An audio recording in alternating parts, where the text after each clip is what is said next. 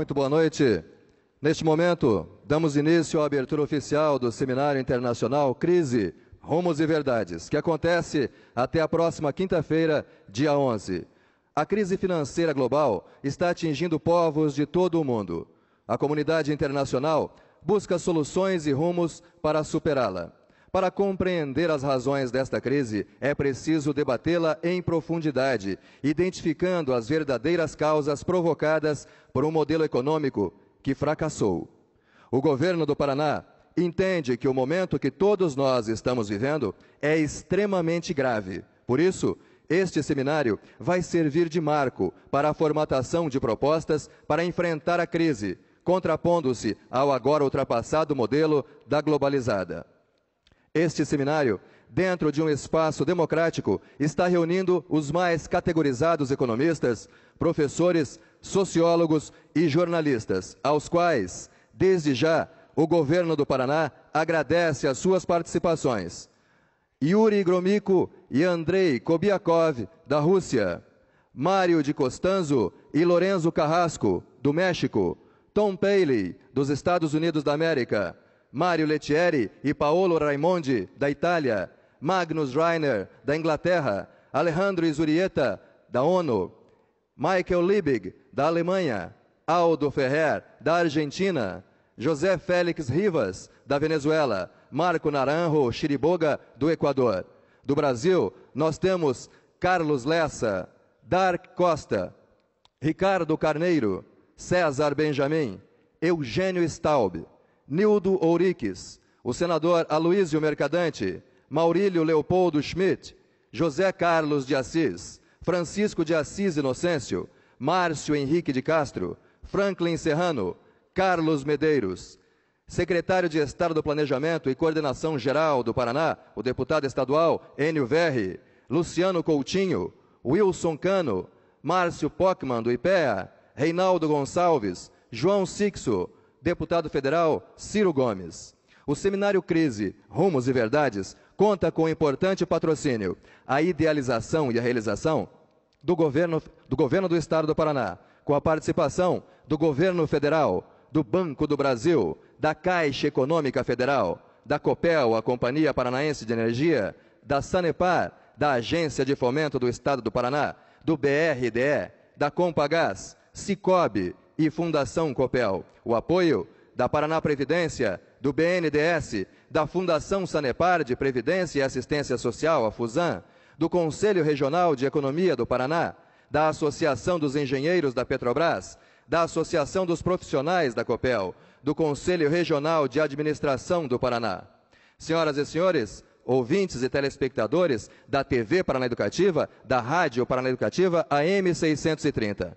Fazem parte da mesa de abertura, Sua Excelência, o governador do Estado do Paraná, o governador Roberto Requião, o vice-governador do Estado, Orlando Pessutti, os economistas Carlos Lessa e o professor Dark Costa, presidente da Gradiente, Eugênio Staub, também a presença do deputado federal Rodrigo Rocha Loures, superintendente comercial da região sul do Banco do Brasil, João Carlos de Nóbrega Pêssego, também a presença do diretor de operações do BRDE, representante do Paraná, Renato Viana, também a presença do presidente da Federação das Indústrias do Estado do Paraná, o Sistema FIEP, Rodrigo da Rocha Loures, também o presidente da FACIAP, Ardson Naim Akel, também o presidente do Grupo Positivo, professor Oriovisto Guimarães.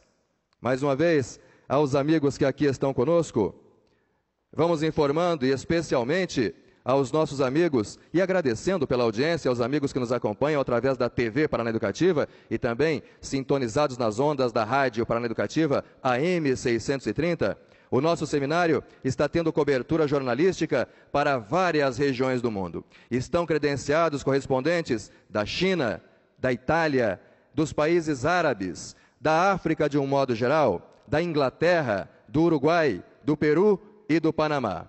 Neste momento, amigo telespectador, amigo ouvinte da M630, senhoras e senhores presentes ao grande auditório do Canal da Música Curitiba, capital do Paraná, com a palavra o governador Roberto Requião.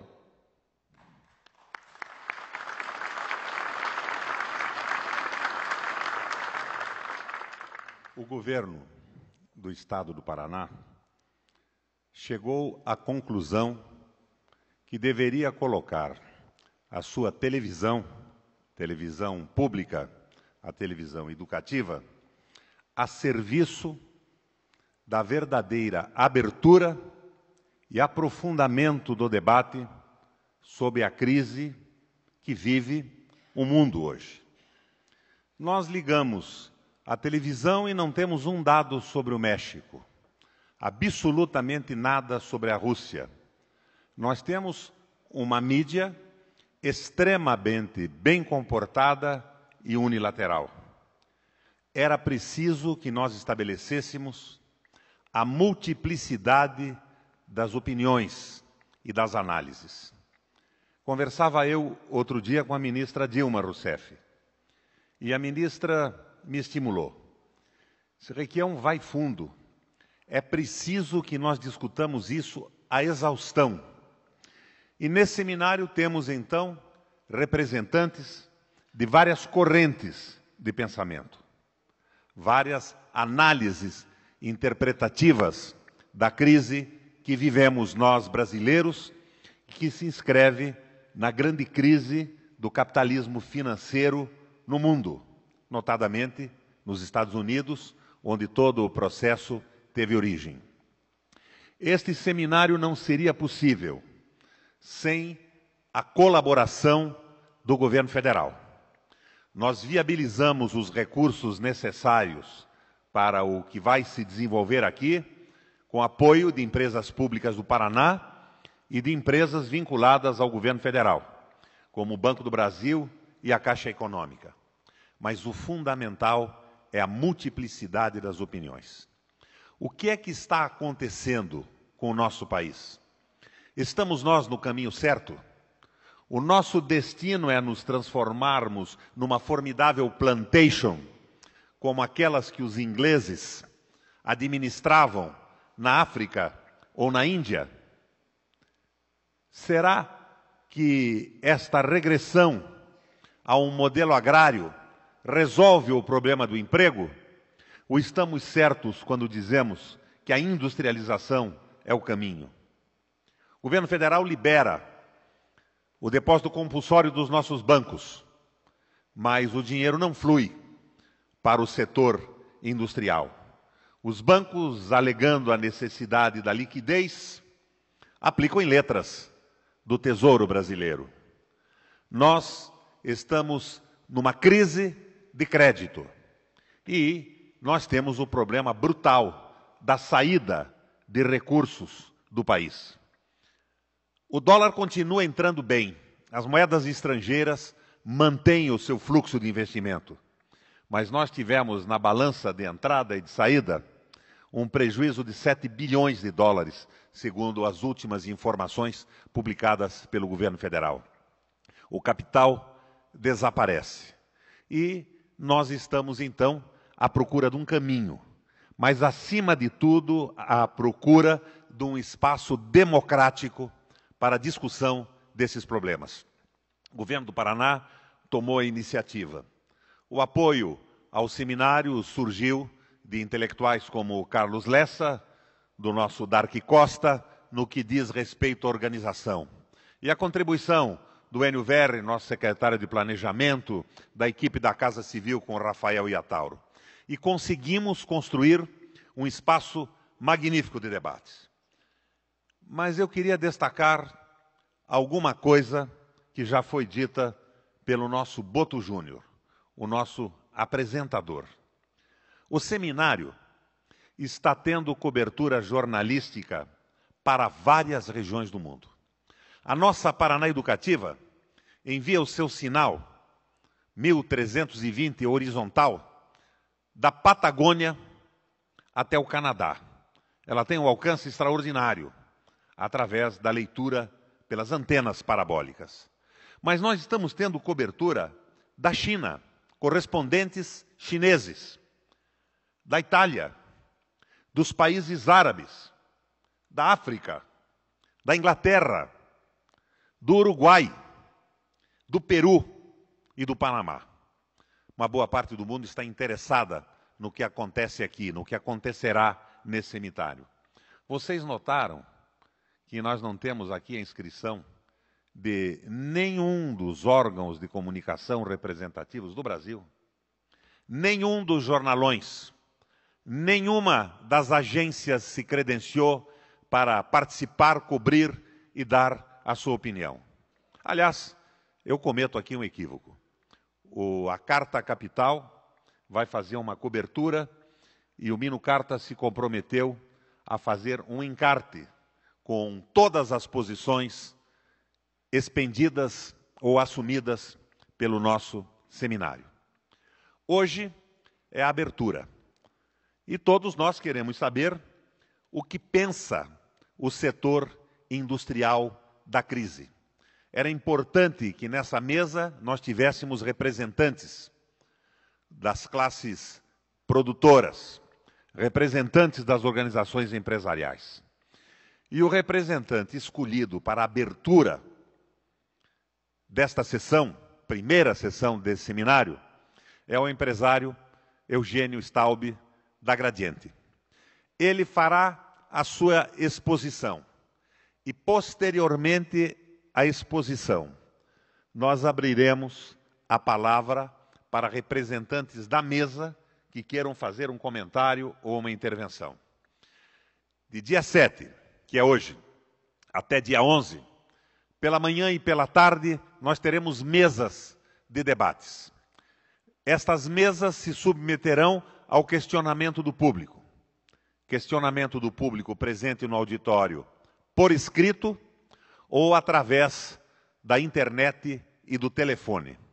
Nós queremos dar um máximo possível de transparência. E no último dia, nós iremos publicar as despesas que fizemos, o que gastamos e o valor da contribuição de cada órgão que participou da viabilização desse encontro. Sem mais delongas, para dizer o que deve ser dito e não o que todos gostam de escutar. O empresário Eugênio Staub.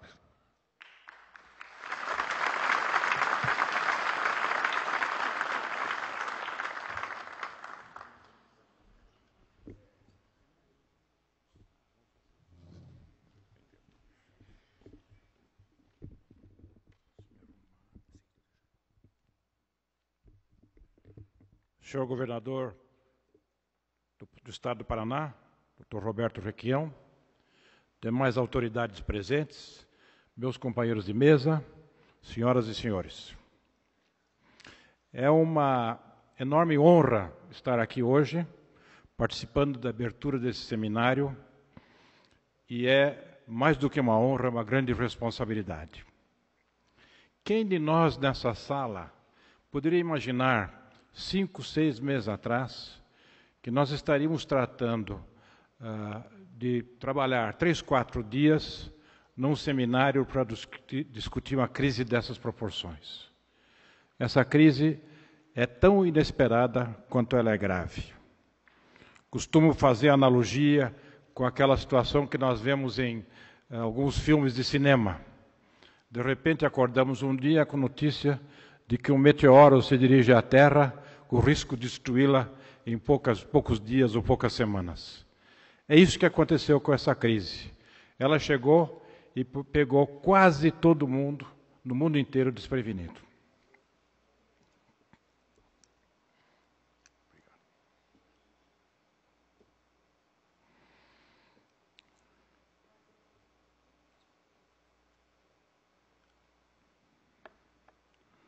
Os números dessa crise não são conhecidos e continuam nos surpreendendo. Ainda ontem tivemos notícia do desemprego dos Estados Unidos, no mês de novembro, que era esperado em 300 e poucas mil pessoas e resultou em 550 mil pessoas. A taxa de câmbio, tão volátil quanto desvalorizada, não encontrou ainda o seu novo nível. Enfim, todos os dias nós temos sido surpreendidos com notícias que nos dão a segurança ou a insegurança de não sabermos exatamente qual é o tamanho e extensão dessa crise. Mas é preciso avaliá-la, debatê-la e é preciso reagir a ela.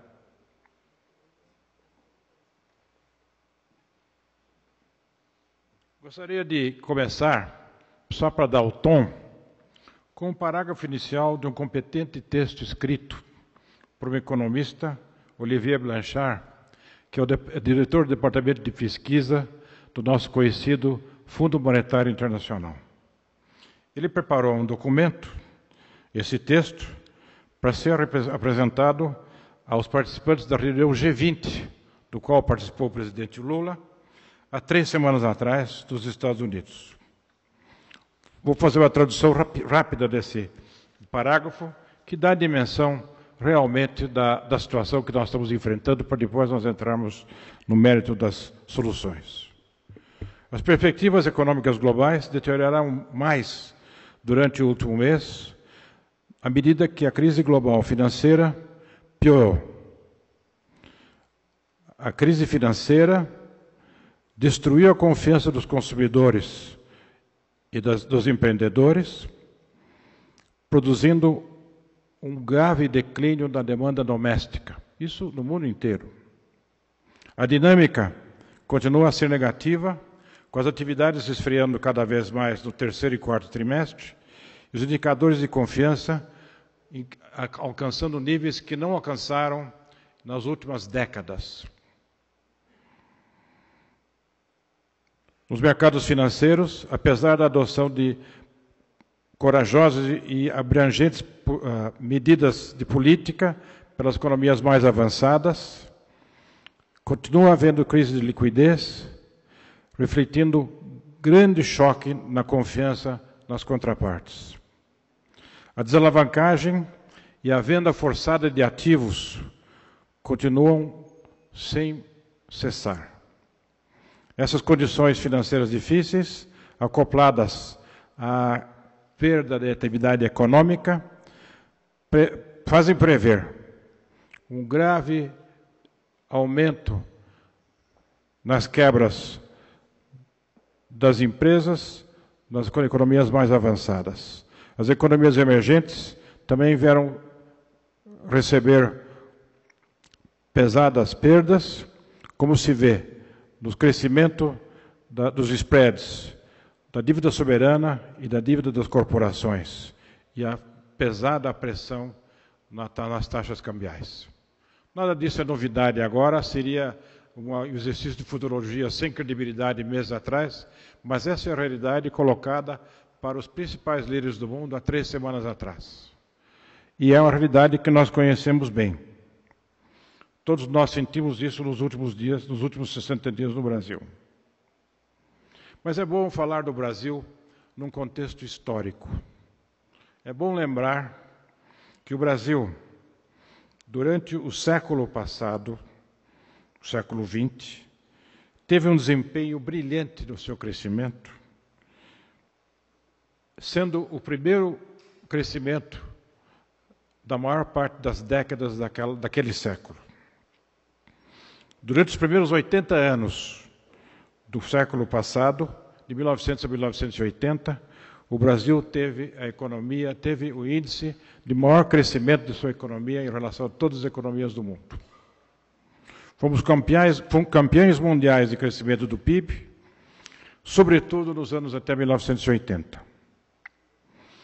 Na primeira metade daquele século, o Brasil cresceu 4,3%. E na segunda metade do século, o Brasil cresceu 5,3%. E só não cresceu mais porque, a partir de 1980, de certa forma, o Brasil perdeu o rumo. E fechou o século em 2º ou 3º lugar no crescimento mundial, porque os últimos 20 anos representaram uma mudança de política. A verdade é que, a partir de 1980, o Brasil entrou na conversa do consenso de Washington, hoje totalmente desmoralizado, e as políticas econômicas de nacional desenvolvimento no país e as políticas financeiras passaram a ter outras prioridades e outra orientação. E a partir daquele ano de 1980 e até recentemente, o Brasil teve um comportamento diametralmente oposto ao que tinha tido anteriormente, pífio. A verdade é que nós estamos resgatando nos últimos anos o nosso pensamento histórico, há uma prioridade para o desenvolvimento e o famoso consenso de Washington está muito desmoralizado. Esse consenso prejudicou nosso país, nosso continente sul-americano e a maioria dos países emergentes durante 25 anos. De qualquer forma, o que resta aí é de que nós temos um DNA de crescimento que está no setor público, está no cidadão, está no empreendedor brasileiro. E fomos capazes, e esse é a informação pertinente para esse momento, fomos capazes de crescer durante a Grande Depressão dos anos 30. Não se sabe, embora os sinais sejam cada vez mais nessa direção, se o mundo desenvolvido vai enfrentar o que se chama depressão. Aliás, existe alguma dúvida sobre o que seja uma depressão, embora de 1929 em diante, de 30 em diante, seja muito bem caracterizado. Mas existe o risco disso acontecer. Mas o Brasil venceu esse período e cresceu todos os anos da Grande Depressão, como cresceu todos os anos dos primeiros 80 anos do século passado. Não teve um ano negativo até 1980. E o que foi feito? Houve uma intervenção forte do governo, a economia brasileira era muito menor, muito mais simples do que hoje, era centralizada na economia cafeeira, e o governo federal, com coragem, comprou safras de café e os queimou. E com isso, e outras medidas, inclusive um incentivo a partir daquele momento à industrialização, pelo reconhecimento de que era necessário diversificar nossa pauta econômica, o Brasil venceu esse período da depressão e não teve nenhum ano de crescimento negativo. Pelo contrário, na década de 30, o Brasil cresceu uma taxa de 4,3% ao ano. Não podemos reproduzir a experiência de 50 e tantos, 60 anos atrás. Hoje isso equivaleria ao governo federal comprar 1 milhão de veículos por dia, já que o setor motor do nosso desenvolvimento, do nosso crescimento tem sido o setor automotivo, comprar 1 milhão de veículos por ano e destruí-los, transformando-os naqueles cubos que a gente vê também no cinema, de aço e ferro. Isso é uma piada e não pode acontecer. Mas, de qualquer forma, mostra a importância da intervenção do governo e da agilidade e de pensar fora da caixa. E é isso que nós estamos precisando fazer hoje, e é isto que esse seminário se propõe a fazer. Vamos discutir, da forma mais ampla, fora da caixa, o que pode ser feito.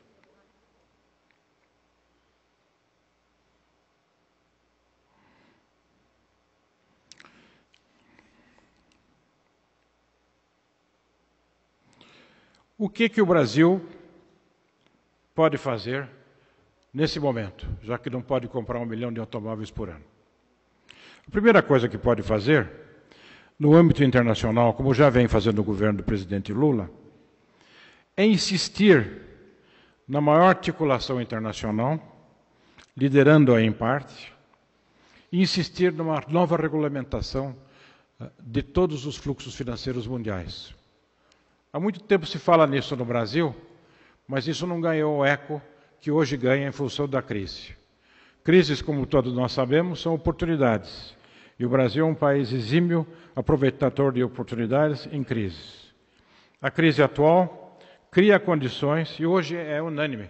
O próprio Fundo Monetário Internacional, vejam só, está dizendo que é necessário ter mais regulamentação, que é necessário ter mais articulação, é necessário ter mais liquidez, é necessário apoiar as economias emergentes, é necessário proteger as economias de baixa renda. Vejam só, o próprio Fundo Monetário chega a essa conclusão. Então, o momento agora é do Brasil crescer e aparecer no nível internacional. Mas isso não resolve o problema de imediato. O que resolve o problema de imediato são medidas importantes, como o restabelecimento internacional na confiança no sistema financeiro. Isso é uma prioridade internacional, os governos têm se dedicado a isso. Nós não precisamos fazer isso, porque o nosso sistema financeiro não sofreu abalo de credibilidade. Nosso sistema financeiro é forte. De qualquer forma, é necessário que isso ocorra mundialmente. é necessário que hajam reforços de liquidez,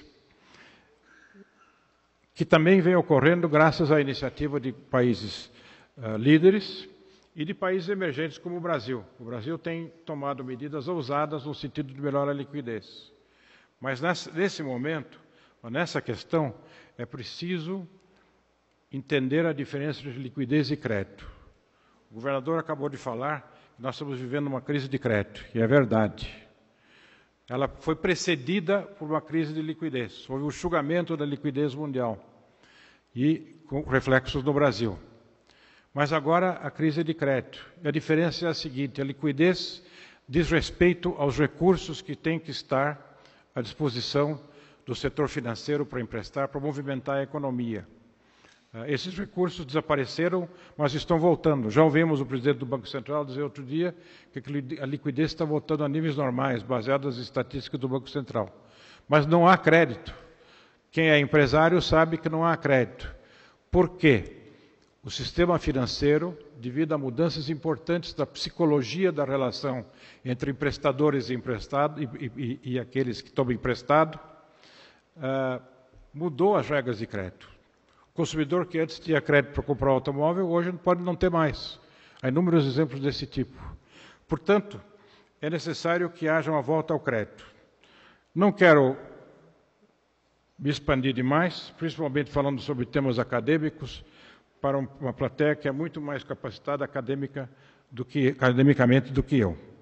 Mas o que nós podemos dizer é que o Brasil precisa resgatar o sistema de crédito. O Brasil precisa tomar outras medidas importantes, complementares, que ainda não foram tomadas. Antes de ir a elas e finalizar, eu gostaria de mencionar como é que essa crise internacional nos atinge.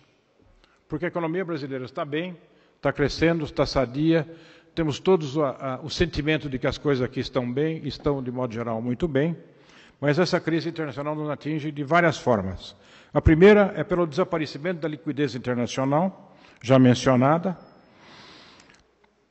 que representa cerca de 25% do crédito disponível no país. Isso, de per si, não seria um grande problema, porque ela nos aparece por completo. Digamos que ela desapareça em 80%, que é o que aconteceu no primeiro momento, e que permaneça ausente em 80%.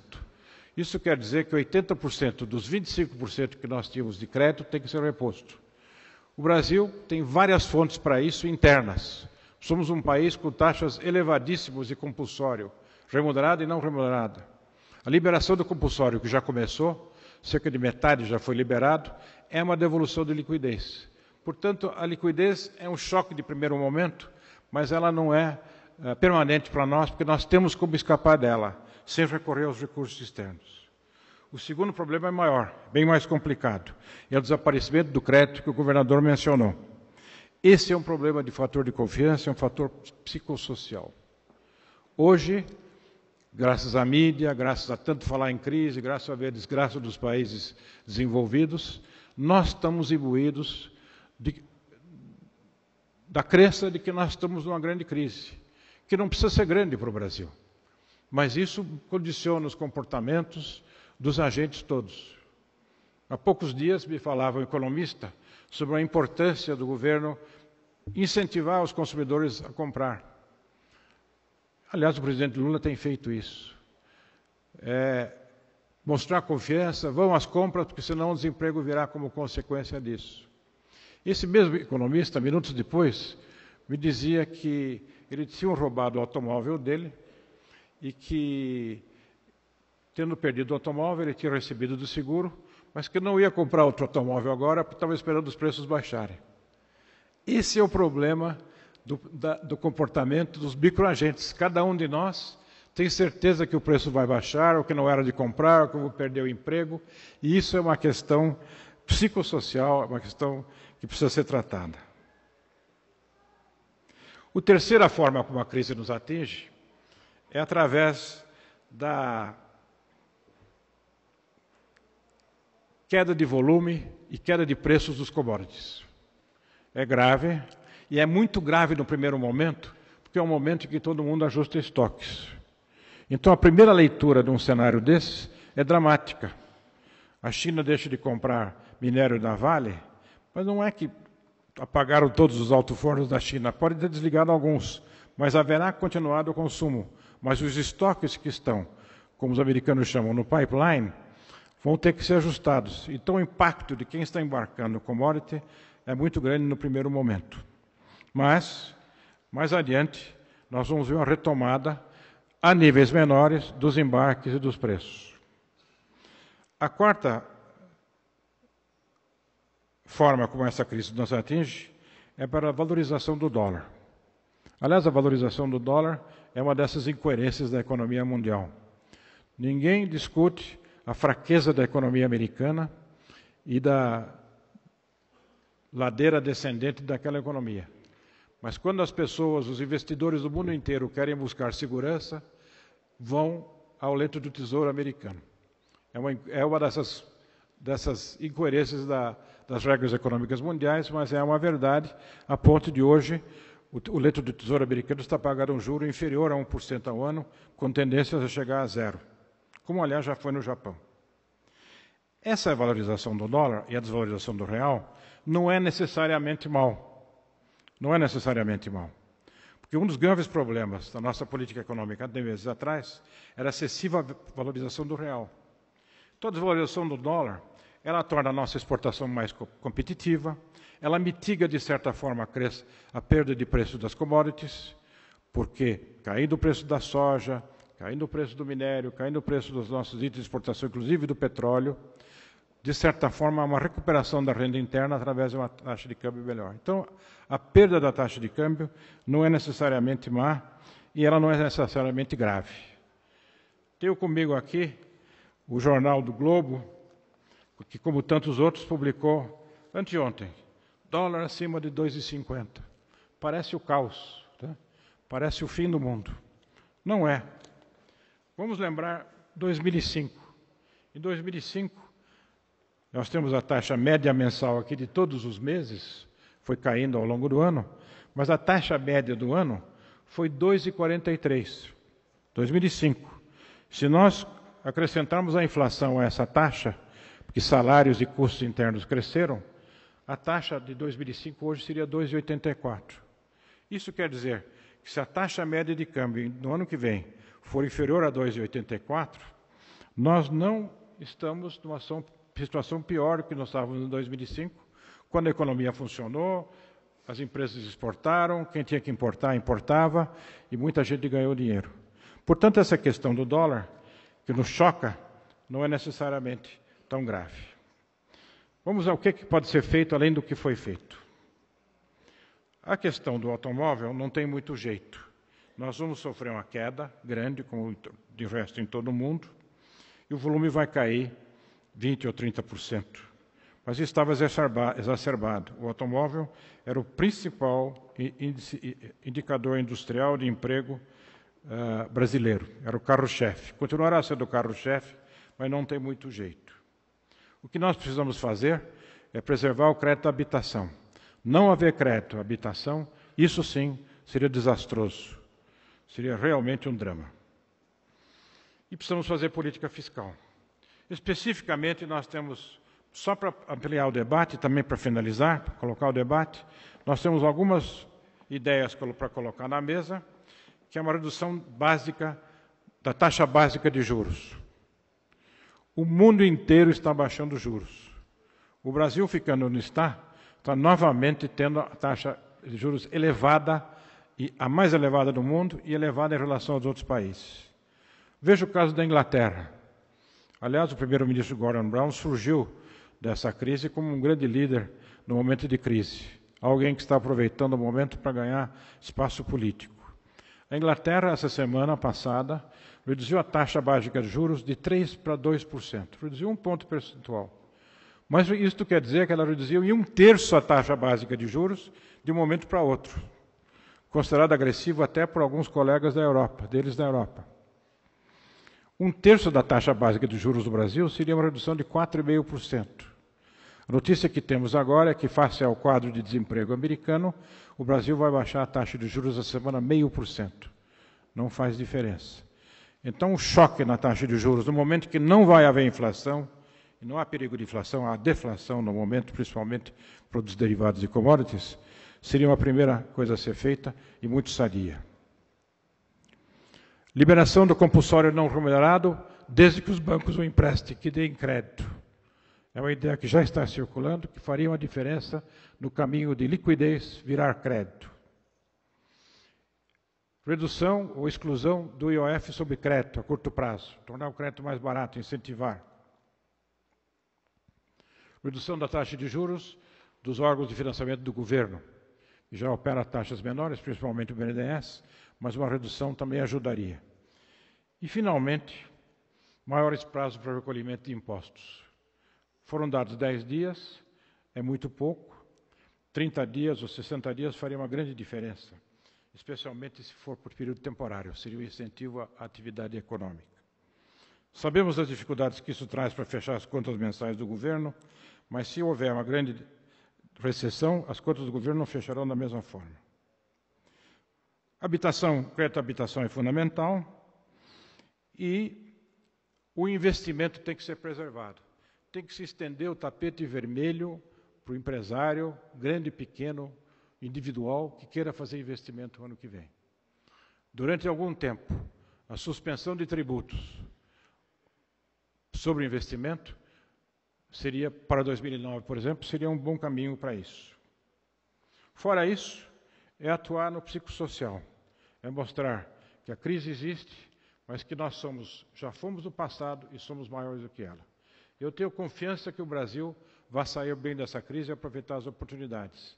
Mas é através de debates como esse em que nós vamos encontrar esses caminhos. Muito obrigado pela honra.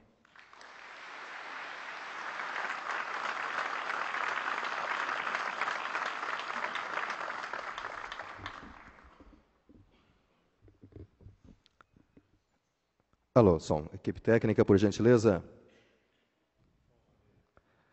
Abrir o som da mesa, por gentileza. Governador Roberto Requião. Aí está.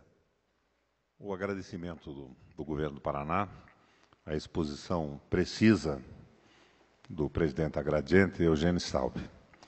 A ideia desse primeiro dia é estabelecermos uma plataforma de preocupações do empresariado brasileiro.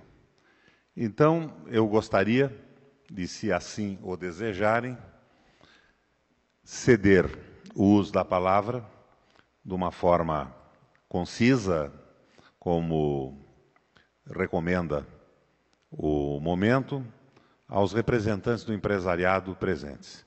Queria também registrar a presença no plenário do deputado Antônio Anibeli, vice-presidente da Assembleia Legislativa, do deputado Péricles Oleben de Mello, deputado estadual, e do nosso Darcy Piana, presidente da Federação do Comércio. Então, a minha sugestão é que ocupasse a palavra para colocar as suas considerações nesse momento, Oriovisto Guimarães, presidente do Grupo Positivo.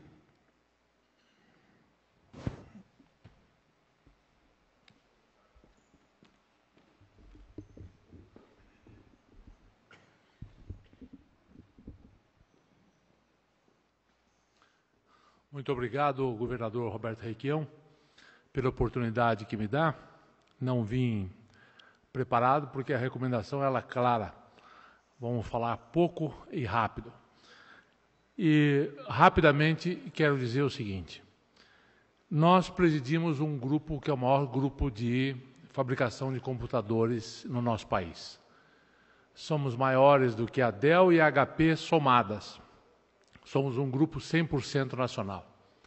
Mas como todos os que produzem computadores nesse país, grande parte dos nossos componentes são cotados em dólar. E quando acontece com o dólar o que está acontecendo hoje, é uma situação quase que impossível de gerir uma empresa como a nossa.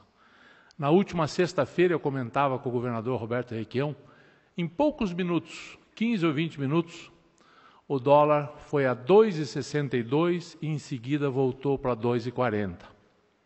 Esses dias, governador, ganhamos uma concorrência do governo federal para fornecer 170 mil computadores durante o ano que vem. As entregas e os preços vão ocorrer durante o ano que vem, mas eu tenho que fechar o preço hoje. Como é que eu faço a conta?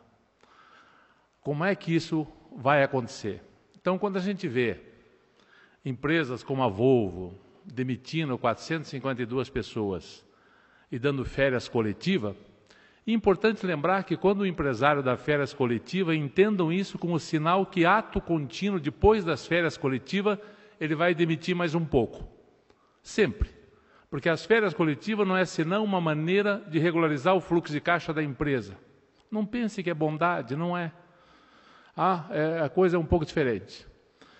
Então eu não sei, é claro que eu não sou partidário de câmbio fixo. Acho isso um absurdo, acho que o câmbio flutuante foi uma conquista para o país. Mas meu pedido, minha sugestão para esse seminário é que se discutam formas alternativas de alguma previsibilidade para a variação do dólar, que não seja o simples hedge que os bancos comerciais fazem.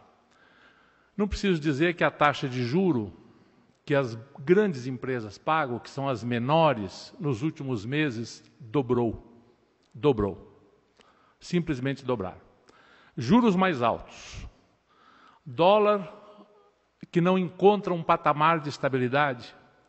Crédito mais escasso significam necessariamente menos vendas. Menos vendas significam necessariamente menos produção. Menos produção significa necessariamente desemprego. E isso forma um ciclo que, de alguma forma, nós temos que evitar que aconteça. Não tenho a solução, como eu acho que ninguém tem, mas precisamos sim debater e debater muito o que fazer. Muito obrigado e felicidades a todos nesse seminário.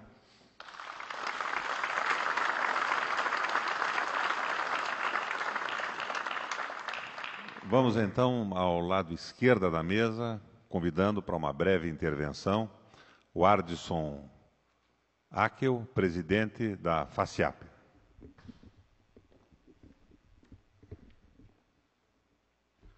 Senhor governador Roberto Requião, boa noite. Saúdo os demais integrantes da mesa, demais autoridades, personalidades presentes nesse auditório e a todos os ouvintes da Paraná Educativa. O sistema de associações comerciais representa o pequeno e médio empresário, de todas as atividades empresariais, do comércio, da indústria, do agronegócio, da prestação de serviços.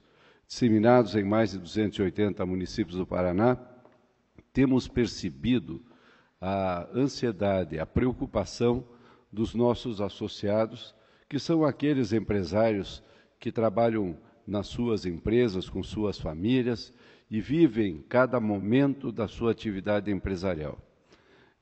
A preocupação é grande porque, no momento, vivemos aquele período eufórico das vendas natalinas, mas, a partir de janeiro, há que se estabelecer os níveis de produção, os níveis de compra para o comércio, e a preocupação é grande, especialmente também porque as restrições de crédito e as elevadas taxas de juro preocupam também a tomada de recursos e os novos investimentos. Acho da maior importância essa oportunidade de debatermos essa crise, porque eu entendo que é o momento de repensarmos toda a estrutura da economia mundial.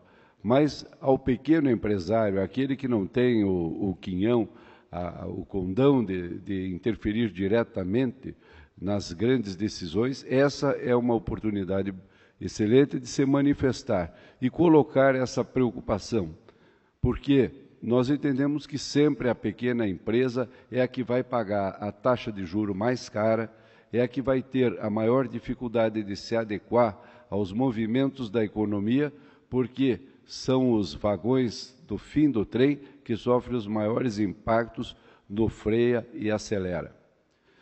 Eu entendo e gostaria de colocar também aqui a preocupação com a aquele comentário que se faz muitas vezes de que a lei da oferta e da procura é uma lei inexorável e aqueles que tentaram revogá-la não conseguiram e se deram muito mal. Mas eu acredito que nós temos que nos preocupar com a manipulação da lei da oferta e da procura. Aqueles que manipulam a escassez para fazer com que os preços subam ou desçam. No caso, o produto que é mais demandado em todos os setores da atividade é aquele que sempre é mantido escasso para que o seu preço seja cada vez mais caro, é o dinheiro. E é um momento que as autoridades têm que agir de forma mais incisiva, porque o spread, a diferença da taxa de juro cobrado entre aquele que toma o dinheiro e em relação ao valor com o qual ele é captado, está extremamente grande, está absurda no nosso país. Novamente, líder mundial das taxas de juros. Eu acho que no momento que se pretende incentivar a economia, até para se garantir a manutenção do emprego e para se preservar as conquistas sociais desse país, onde nós não queremos jogar mais empresas na atividade informal, não queremos jogar mais trabalhadores no mercado do trabalho sem carteira assinada, é necessário que seja azeitado cada vez mais esses dispositivos de acesso ao crédito e a um crédito mais barato, mais compatível com a realidade mundial, onde, como já foi citado, vemos um movimento incisivo de redução de taxas de juros. Eu gostaria de parabenizar o governo do Estado, os demais participantes por esse debate. Tenho certeza que as conclusões deles serão extremamente relevantes para todos nós. Muito obrigado.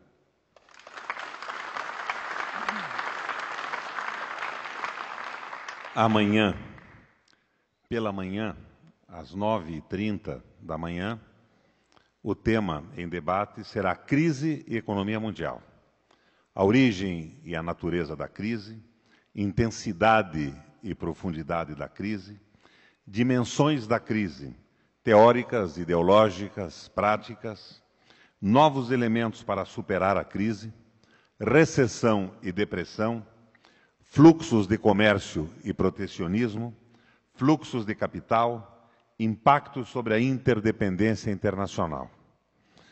A nossa previsão é da participação, que foi confirmada anteriormente, de Luiz Gonzaga Beluso, economista brasileiro conhecido de todos nós, Yuri Gromyko, Rússia, Aloysio Mercadante, nosso senador por São Paulo, Mário de Constanzo, México, e o economista paranaense Maurílio Schmidt. Isso pela manhã. À tarde, teremos outra mesa. Crise e sistema financeiro mundial. As moedas internacionais e o sistema monetário internacional. As organizações multilaterais, arquitetura e regulação. Mudanças no setor financeiro privado e acordos e rearranjo internacional. Participantes: José Carlos de Assis, Tom Paley, dos Estados Unidos, Mario Lettieri, da Itália, Paolo Raimondi, da Itália, e Alex Izarieta. 9h30 da manhã a primeira, 2h30 da tarde a segunda. Eu convido para uma intervenção o presidente da FIEP, Rodrigo Rocha Loures.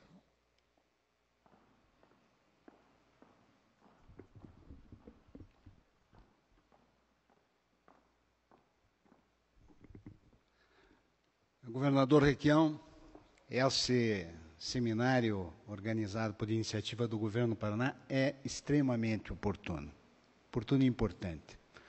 Nós precisamos de um novo rumo, aliás, nós precisamos de uma mudança de rumo agora, porque eu estive em reuniões no México a semana passada, em Nova York há 3 semanas atrás, justamente participando de encontros que tratam da crise. A crise é muito grave, muito séria. Os Estados Unidos, a Europa e o Japão já estão em recessão. A tendência às outras economias, todas elas tendem a acompanhar a dinâmica das economias centrais.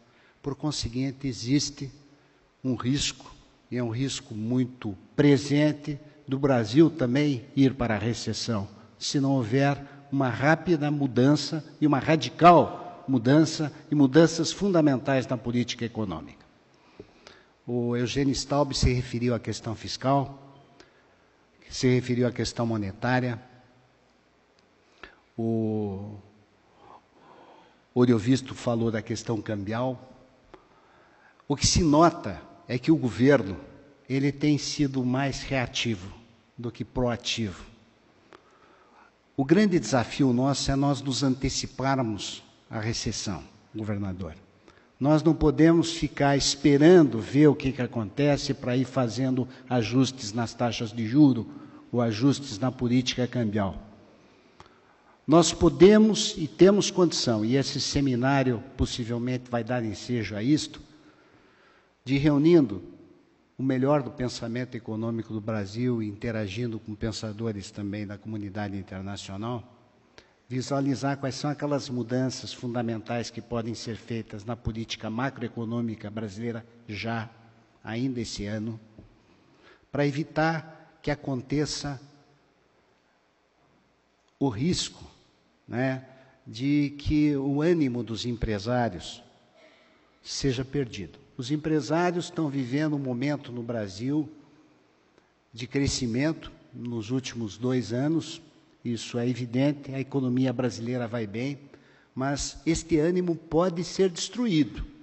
Ele pode ser destruído caso não sejam feitas aquelas correções que se fazem necessárias na nossa política econômica.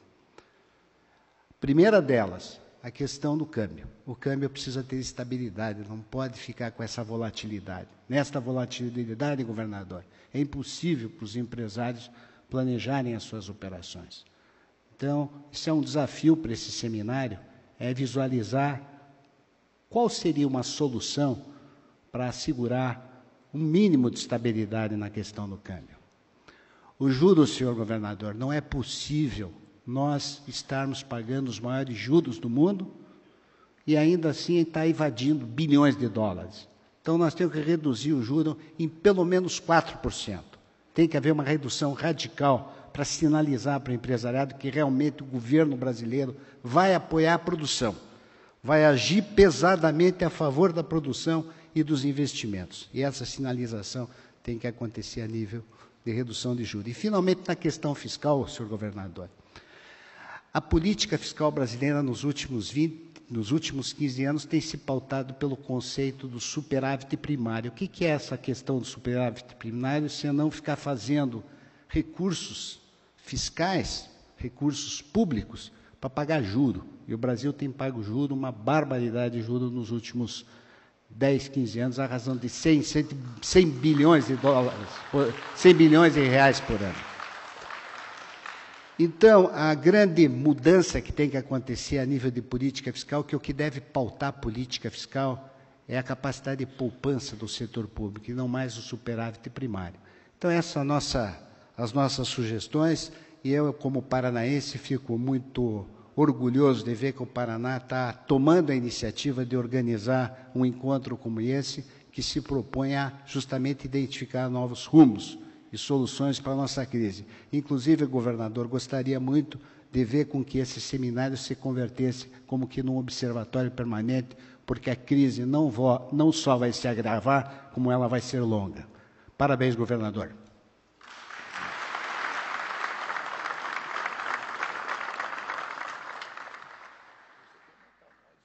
Nós convidamos para uma intervenção tão sucinta, curta e objetiva quanto as anteriores, o nosso deputado Renato Viana, diretor do BRDE e ex-relator do Plano Plurianual de Desenvolvimento no Brasil.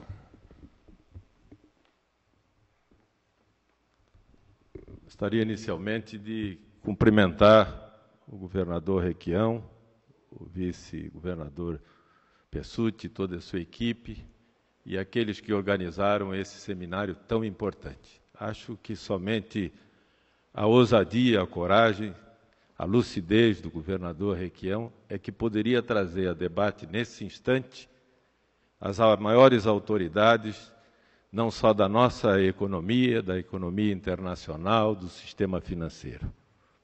Eu ouvi, atento, a concisa explanação do Dr. Eugênio Staub, que procurou atacar as causas dessa crise econômica internacional que se abate sobre o nosso país nesse momento, mas, sobretudo, algumas sugestões.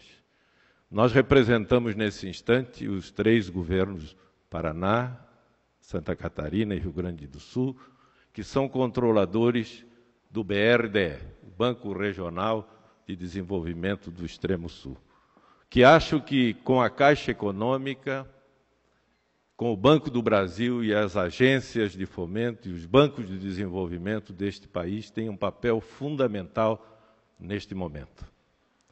Quando se fala em compulsório, os bancos comerciais, liquidez, nós temos que cumprir, por determinação do Banco Central, a Convenção de Genebra, que nos limita a alavancagem em 9 vezes o nosso patrimônio líquido, o que representa talvez muito pouco. Mas, certamente, essas normas é que garantiram a liquidez não só dos bancos públicos, mas também dos nossos bancos comerciais. A farra, a orgia de financiamentos sem critério, que levou à subprime nos Estados Unidos e depois levou à crise que se repercutiu por toda a Europa e por outros países e por outros e até por outras regiões deste mundo, demonstram realmente a certeza e os critérios que o Banco do Brasil hoje fiscaliza, não só os bancos brasileiros.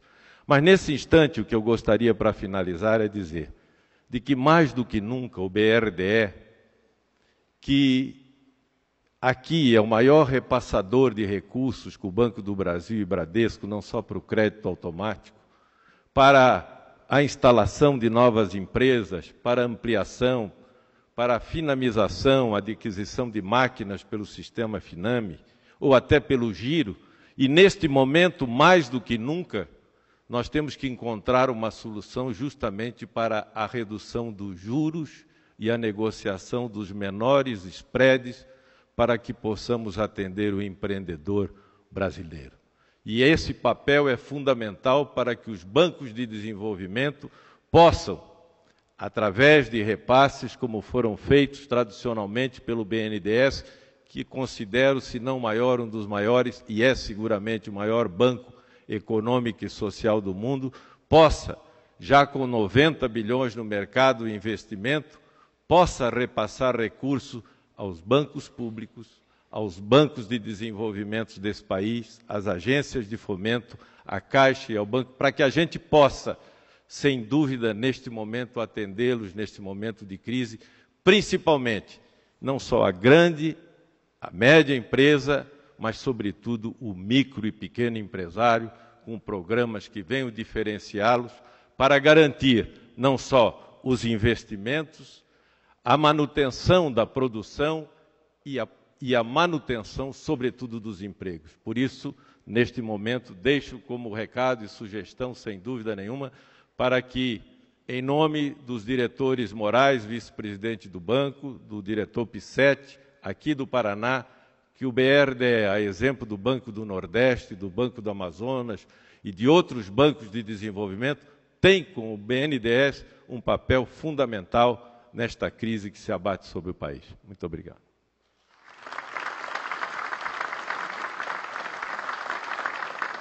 Nós estamos, com o pronunciamento do Renato, continuando a construção de uma plataforma prática de preocupação dos empresários e, no caso do Renato, de um banco que financia ou deve financiar o desenvolvimento.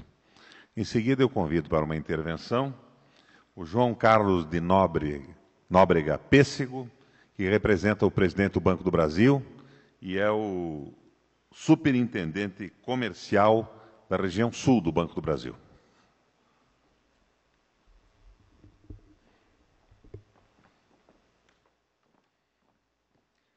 Governador Requião, vice-governador Pessutti, demais autoridades da mesa, senhores e senhoras.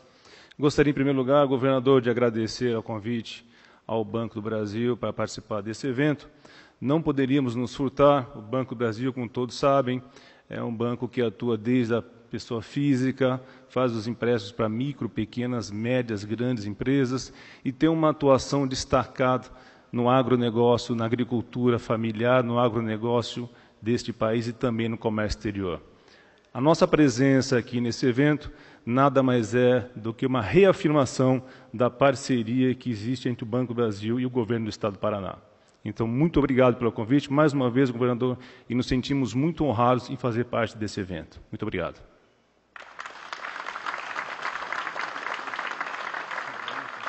Afinal, João Carlos, o Banco do Brasil é nosso, é do Brasil, e não poderia deixar de estar presente num evento como esse. Eu vou abrir uma exceção para o plenário. Por um erro de organização, o representante presidente da Federação do Comércio está no plenário. E é muito importante para nós a sua opinião sobre o momento. Então, quero convidar o nosso amigo Darcy Piana para também rapidamente ocupar a tribuna.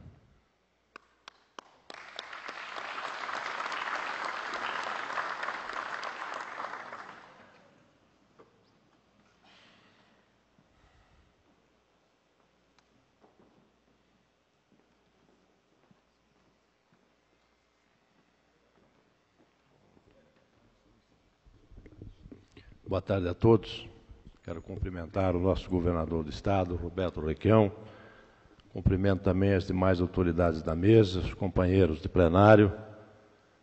A Federação do Comércio tem feito um trabalho muito grande na orientação e na preservação dos nossos empresários no Estado do Paraná. Mas preocupada também com essa crise de que não é uma marola pequena, mas é uma avalanche que chega no nosso país e os nossos empresários precisam estarem preparados para enfrentar essas dificuldades.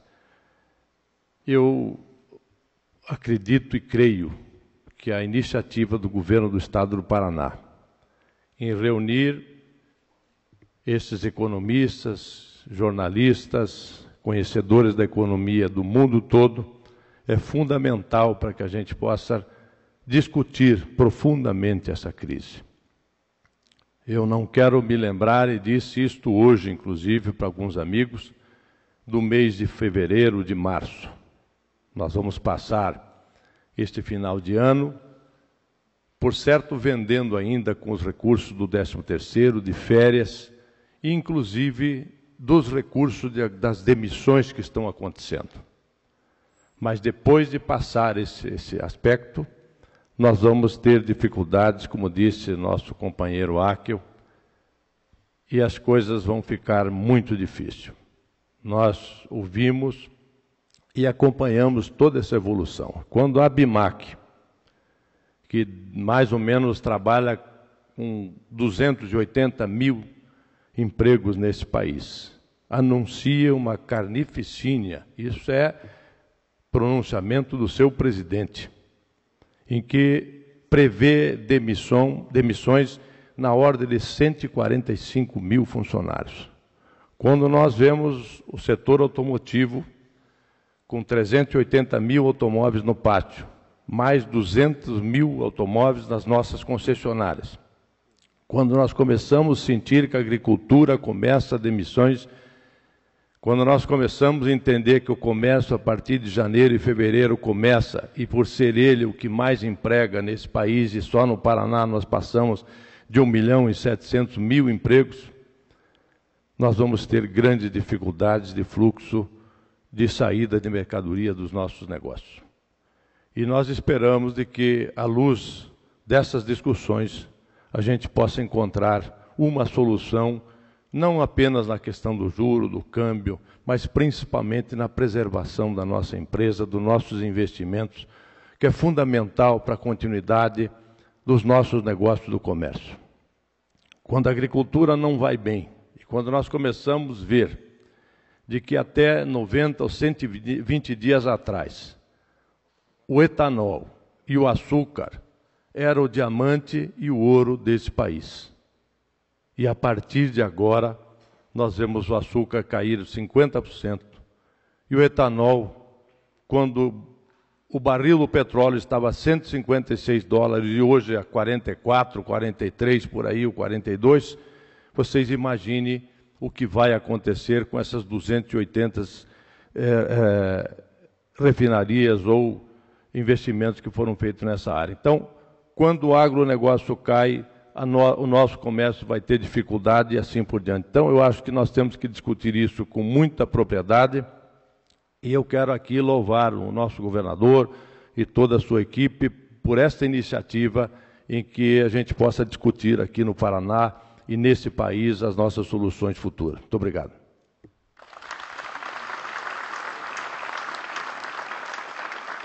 O nosso Darcy Piana, presidente da Federação do Comércio, pegou um gancho importantíssimo nesse seminário. Nós temos que aprofundar as análises, porque este não pode ser um seminário lampedusiano, gattopardiano, famoso livro do escritor italiano Il Gattopardo. Mudar alguma coisa para que tudo fique como está. Este tem que ser um seminário de debates. Nós convidamos pessoas de diferentes posições ideológicas, filosóficas e de diversas inserções sociais e na economia. Nós queremos um seminário radical, no sentido latino ou italiano da palavra. Radical de radice, ir à raiz das coisas. E convidamos agora para uma intervenção um dos co-organizadores do seminário, membro ilustre da família Costa, o nosso engenheiro Dark Costa.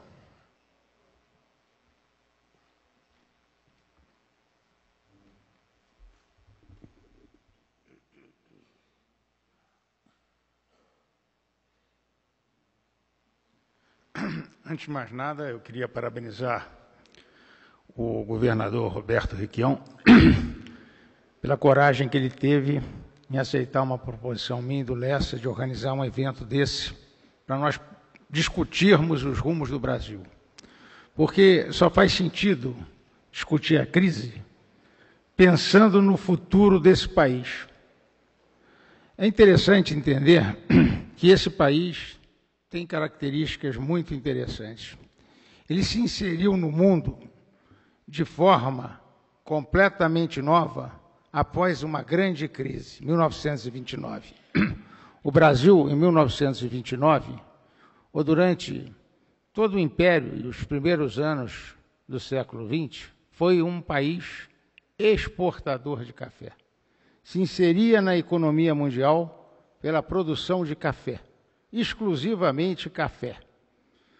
E a crise de 29 atinge o Brasil de uma forma brutal, porque todos vocês sabem que o café é uma especiaria pós-sobremesa. É alguma coisa que pode ser dispensada em época de crise. Mas nós fomos capazes de enfrentar aquela crise, como o Staub colocou muito bem, fomos um país que saiu daquela crise numa posição muito melhor do que havia entrado. Por que fomos capazes de fazer isso? Porque fomos capazes de ousar, de inovar. Quando todos diziam que tínhamos que cortar gastos, o governo de Getúlio Vargas comprava café para queimar. E, ao fazê-lo, criava as condições de se construir um mercado interno.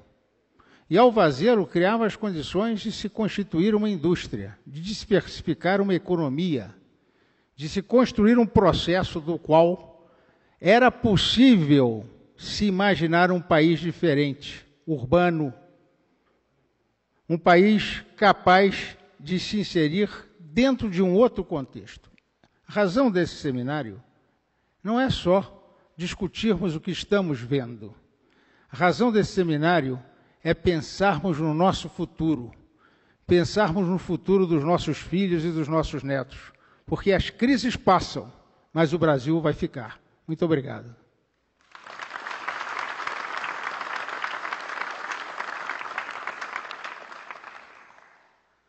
Para um comentário, com a sua extraordinária capacidade de síntese e precisão, o economista ex-reitor da Universidade do Rio de Janeiro, ex-presidente do BNDES, Carlos Lessa.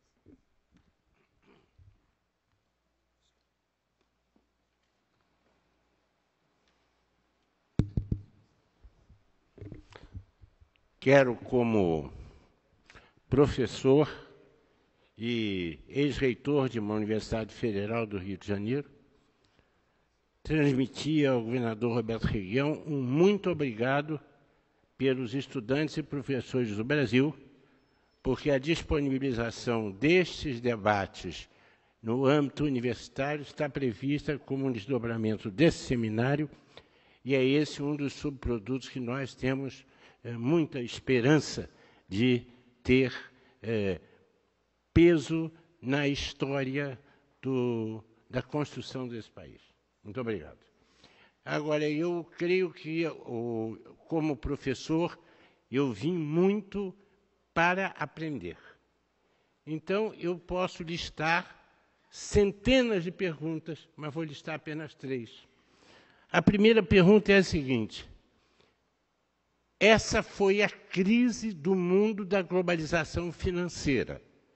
É inquestionável que esta é uma crise de uma superestrutura financeira que se criou ao longo de 25 anos, aonde o produto de todos os países vale 60 trilhões de dólares, os ativos financeiros primários sólidos valem 130 trilhões de dólares e ninguém sabe ao certo se crê que existem 540 trilhões de derivativos financeiros.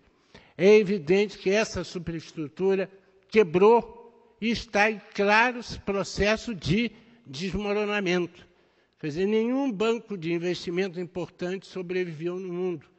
Na Europa, os governos europeus têm feito intervenções em bancos quase que diariamente. Então, a primeira pergunta é o seguinte: essa crise de globalização financeira deixará para o mundo que tipo de organização financeira?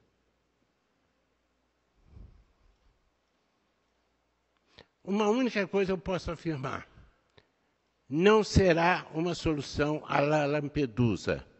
Não haverá uma reprodução desse espetáculo absolutamente surrealista que foram os 25 ou 30 anos de construção desta enorme bolha que explodiu. Até porque os sobreviventes da explosão vão pegar uma espécie de fobia a bolhas. Então, qual será o sistema financeiro que sobreviverá? Primeira pergunta. A segunda pergunta, que eu acho que vem quase que imediatamente, é a seguinte: como o mundo tratará geopoliticamente essa crise? Enormes crises mundiais foram resolvidas, nos ensinos historiadores, por guerras mundiais. A única certeza que nós temos é que guerra mundial não haverá. Agora, o problema geopolítico está colocado. Está colocado. Por onde vai se desdobrar esse processo geopolítico? Ninguém sabe. Vai ser no sentido da criação de organizações de cooperação internacional extremamente sólidas ou hiperequipadas, ou, dado o grau de destruição que foi feita pela ideologia neoliberal das instituições históricas dos diversos países, haverá, pelo contrário, um renascimento de projetos nacionais. Aparentemente, a pergunta é a seguinte: iremos por revitalizar o conceito de nação, ou haverá um apelo e uma mobilização total, mundial, cósmica, pela cooperação entre povos? Eu acho que são algumas perguntas que esse seminário certamente não conseguirá responder, mas espero que forneça munição para que essas sejam as discussões a serem travadas em todos os lugares, em qualquer mesa de botequim, se nós imaginamos que a humanidade tem futuro. Muito obrigado.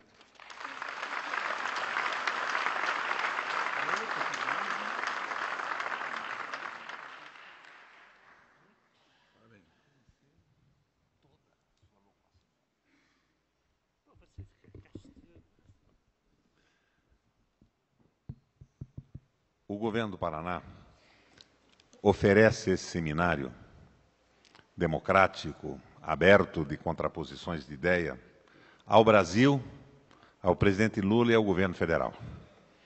Não é um seminário de crítica partidária, mas é um espaço de discussão de todas as teses. Ele será tudo menos um seminário gatopardiano. Nós não vamos gerar aqui, ao contrário do gato pardo do Lampedusa, uma pequena jaguatirica das matas paranaenses. A ideia é que esse seminário aprofunde as questões e coloque propostas razoáveis para serem consideradas. Jamais imaginamos que possamos dar uma fórmula definitiva para a crise, mas vamos tratar de esclarecê-la. É importante que o povo brasileiro escute o que deve escutar e não o que gostaria de escutar e o que a grande mídia repete a cada dia, com a ocultação de fatos que ocorrem no mundo inteiro.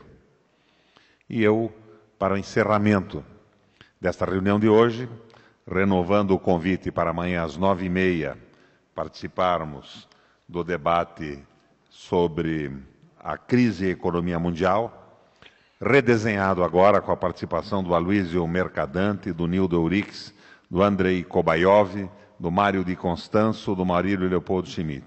E à tarde, crise e sistema financeiro mundial, com a participação de Alex Izurieta, economista sênior da ONU, Tom Paley, José Carlos de Assis, Mário Lettieri e Paolo Raimondi da Itália.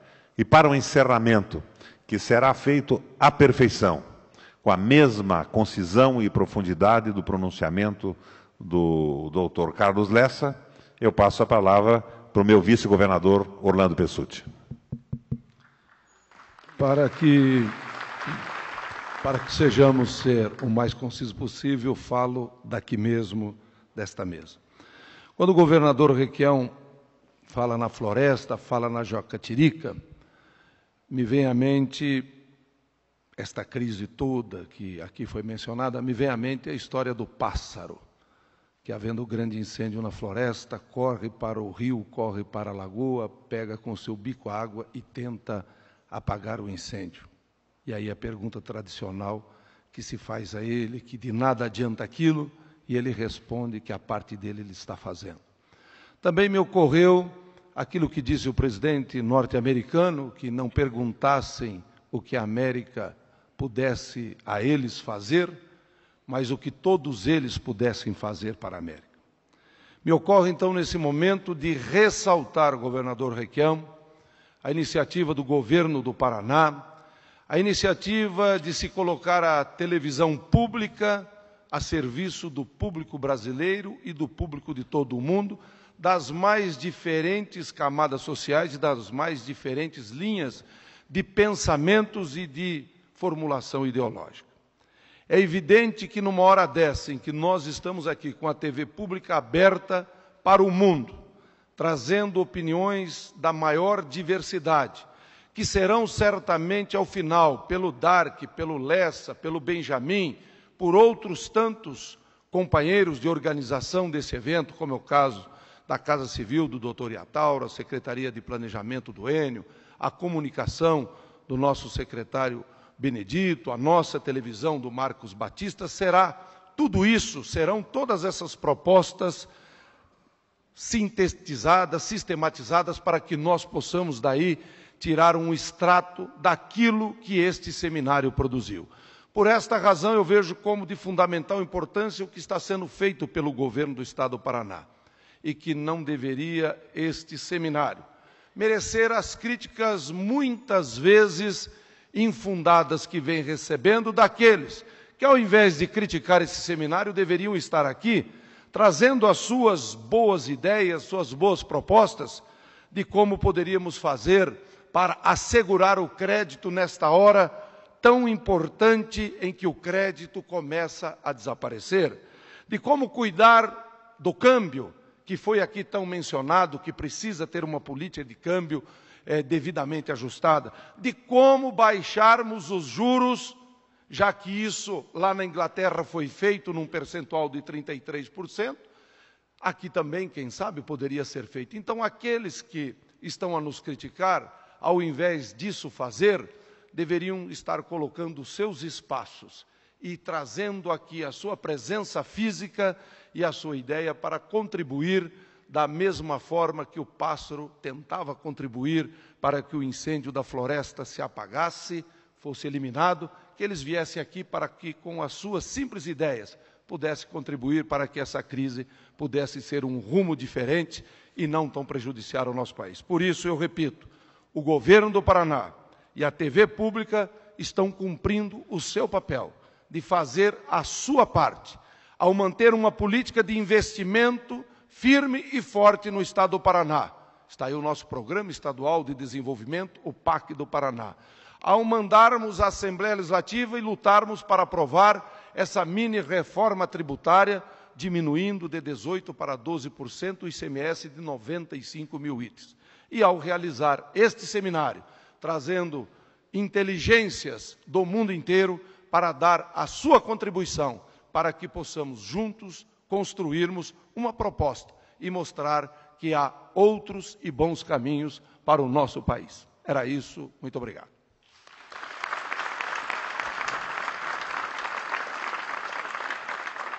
Eu quero devolver o sinal para a Paraná Educativa, que continue com a sua programação, e reiterar o convite para que todos sintonizem amanhã, às 9h30 da manhã, a Paraná Educativa, e às 2h30 da tarde, a continuação do debate. Mas para os que me conhecem, vocês sabem que seria muito difícil eu não reproduzir aqui uma brincadeira do Eugênio Staub, quando o Pessutti falava no pássaro que queria apagar o fogo da floresta. O Staub disse, esse pássaro foi que deu origem à passarinhada compolenta que de tanto gostam os italianos do Paraná. Uma boa noite para vocês.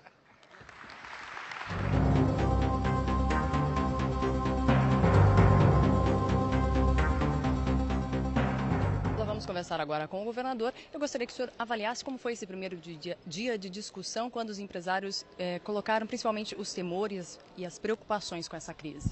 Foi um dia menos de discussão e mais de elaborar a situação. A preocupação prática do empresariado brasileiro. Agora, com os especialistas que trouxemos do mundo inteiro, nós vamos aprofundar as raízes da crise. O que é que nós precisamos mudar? Eu, pessoalmente, gostaria que, nessa oportunidade, o Brasil pudesse reformular muito da histórica política econômica, o desenvolvimento dependente do Fernando Henrique. Nós não devemos depender em profundidade como dependemos hoje da tecnologia de outros países, de capitais externos, que são sempre bem-vindos, mas o país tem que depender do seu próprio povo, da sua capacidade de consumo e entrar pesadamente no comércio internacional. Não é uma reforma lampedusiana, gatopardiana, mudar alguma coisa para que tudo fique como está.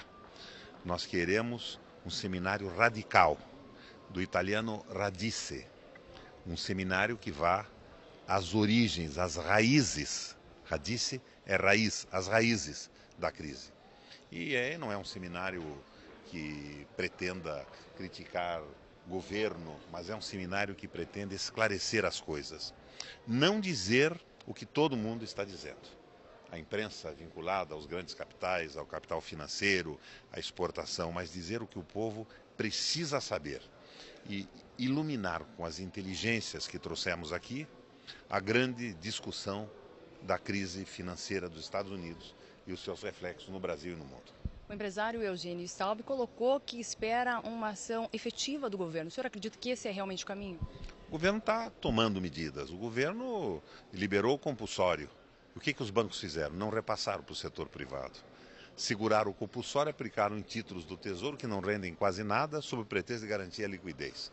É preciso patriotismo nesse momento e uma análise que leve à correção das origens da crise, do impacto que causa no Brasil. Nós discutimos muito aqui a crise de 27 e 29, quando o nosso país conseguiu sair desse processo todo associando os excedentes econômicos da economia cafeeira ao setor metal mecânico em São Paulo. Foi naquela época que o café veio para o Paraná, saindo daquela região de Ribeirão Preto. O modelo econômico tem que ser discutido. E as alterações que nele devemos fazer devem ser, pelo menos, sugeridas por esse seminário. A exemplo da crise de 29, como os empresários colocaram, é um bom momento para o Brasil se mostrar, para o Brasil mostrar que é forte? O clichê agora, a frase feita é o seguinte: crise em chinês é grafada com o mesmo ideograma que define criatividade. Precisamos ter criatividade. Hoje já foi também uma exposição dessa multiplicidade de ideias. O senhor acredita que vai ser assim até o fim? Hoje foi uma exposição. As ideias, na verdade, a crítica em profundidade vem a partir da manhã. Amanhã às 9h30 temos aqui a crise mundial com belíssimos palestrantes.